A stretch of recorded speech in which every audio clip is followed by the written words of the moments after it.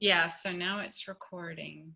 So my first question to you is how did you get to know New York, or why did you go to New York City? Okay, so it's easy. um, my husband is a diplomat, Oh, okay. and when I got married in 2013, he was posted in New York in the United Nations. He was working for the United Nations, Mm-hmm. and I left Malta as well to accompany him. Mm-hmm. And I stayed there for 3 years. I lived in New York for 3 years, Mm-hmm. and I used that opportunity to work on projects, and I was director of projects as well Mm-hmm. there. Mm-hmm. And I got to know musicians, I got to know artists, and to be sincere, I really miss it. If I had to come Ah. back, yeah, if I had to come back, I would. Mm-hmm.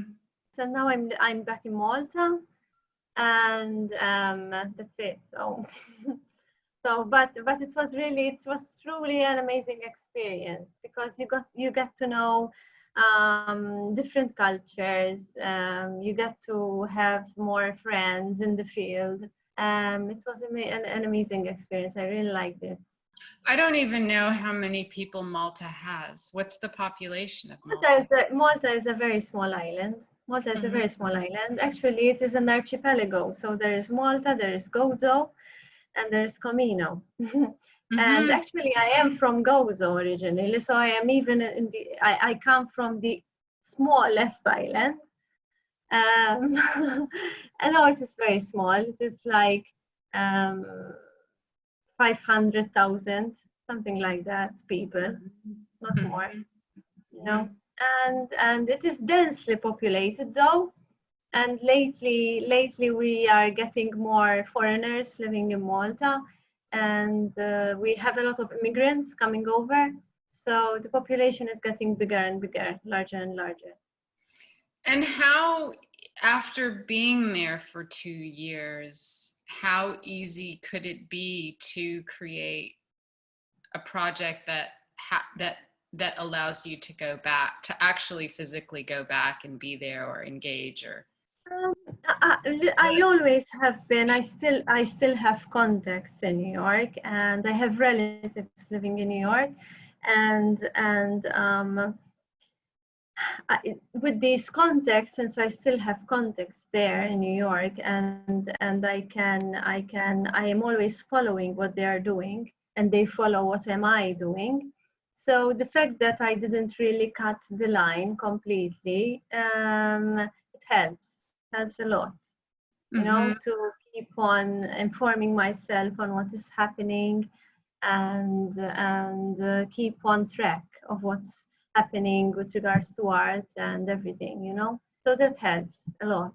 But I would like to go back as well and visit at least. Mm-hmm. So shall I share how I got to New York? Yes, yes, please. Yes, please. um, From Gosh, so Austria, I, right? I made the decision. I was either going to go to Chicago or I was going to go to New York City. Okay, And okay. I was, so when I finished school, I decided I didn't want to go to Chicago because it was just too cold.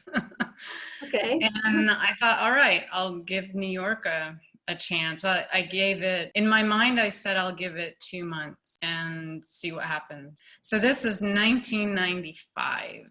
And within a week, I had a job. I worked for the printmaking workshop that Robert Blackburn created, which is now called the Elizabeth Foundation. It was amazing. I mean, New York, as you know, it's amazing. It Yeah, just blows your mind at first. And I think, I mean, it's easy to get taken by everything that's going on and what other yeah. artists are doing, and I also worked for some pretty major artists. Like I met Donald Lipsky there. Okay. When did I meet? So Donald Lipsky I met maybe like a month or 6 weeks afterwards, and that was amazing because I had loved his work and I'd seen Uh, his work and I thought, wow, I get to work for this guy. So yeah. I worked for another artist and I just started piecing jobs together. Yeah, and I ended up being there for 25 years. This is Wow. probably the longest I've ever been away. So I'm Okay. the end And of you feel more American, or you feel more from your oh, native country? so that's a question that I think really goes back to my childhood because I grew up in Little Rock, Arkansas with two foreign parents and my first language was German. It wasn't a cosmopolitan place, obviously. And I think when you grow up in like a big city, you know, everyone's there. And people, you walk down the street, you can't help but hear another language. But Little Rock, Arkansas isn't that way. It's very homogeneous in that regard. And I always felt like a weirdo. And, you know, please stop talking that funny language. You know, I don't want to be different. Kids don't want to be different. So I think I very much fit what they called the third culture kid, that you don't belong anywhere. You don't really belong. I'm not really entirely European. I'm not entirely American. And I think that's why I did get sort of hooked into New York. Yeah, that idea that to sort of bring it down almost to the singular point of vibration Mm-hmm. is my venue in, or my way into thinking about a project. Yeah, yeah. And And do you that, think vibrations alter depending on what, or do they stay as they originally are, or do they change? I mean, if we have to rethink New York, I almost feel like we have to rethink ourselves and how we relate. I think we have With to one.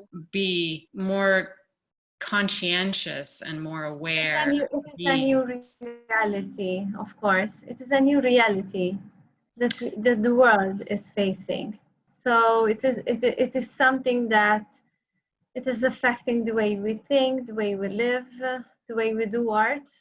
So it is affecting our vibrations as well. And I also think that the speed of how and what we're supposed to do overall as a society, as I mean, as a global society almost, it's too much. And I think even COVID showed us that. First, Camilleri, the mentor that I was talking about before, used to tell me there will be a very big problem when you don't have time to think. You know, when you can't even have adequate time to think. If you have enough time to think and solve what you are, listening to, and have your reactions on it and rethink, that needs time. And you also need to be in a position that you can handle that. Because if you are stressed out, you don't even think in a good way. No, You know? I mean, there's no No, value of life no, or living no. standard. Yeah. Yeah, and I mean, I think of it even like breathing. I mean, to breathe, we breathe in, we inhale and we exhale. I almost feel like somehow the competition is so severe, and that sense, I think it's almost like the survival thing is like to constantly, you know, do more and do more and do more, Yeah. and then to upgrade and to have this and to upgrade again. Sometimes And there isn't even the artistic value is lost. it's completely No. gone.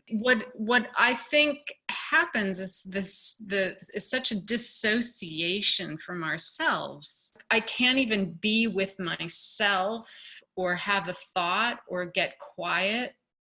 What value is there? What is it that I actually also can give back as a person, as an artist, as a creative being? I think it was very interesting what we were saying about vibrations. We were also saying about the impact of COVID-19. What was the impact on the humans? What was the impact on the artist himself, herself?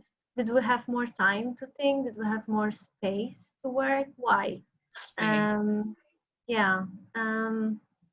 space, quiet, more time to maybe get to know ourselves, because sometimes we don't even have time to know ourselves. Mm-hmm. So I think, although of course COVID-19 was a really disastrous, situation that happened and affected globally all countries and all people, I think in a way it really made people and humans think more about what life is truly is, and stop and think about where we are heading to and what we really want our lives to be. And all this have impact on our vibrations, on personal vibrations, which then our personal vibrations are mingled and maybe given to other people, maybe even through conversations, through our meetings with people. So we have this positive energy coming towards us, or unfortunately sometimes we do meet people who gave us negative energy. So I think that this project will help us maybe think more about these things and eventually present and produce something that gives us more space and more individuality. The individuality will still be there, and this is the most important thing. I'm curious, would you see that, like, the actual project would be that each individual would make a sound or a vibration on their own, like to shift the way they see? I think we will use our mediums. Use your own medium that you feel better and the best to work with, and I use my own. And in this whole project, although we will have our individual vibrations and individual characteristics in this project, I think at the very end these vibrations need to meet.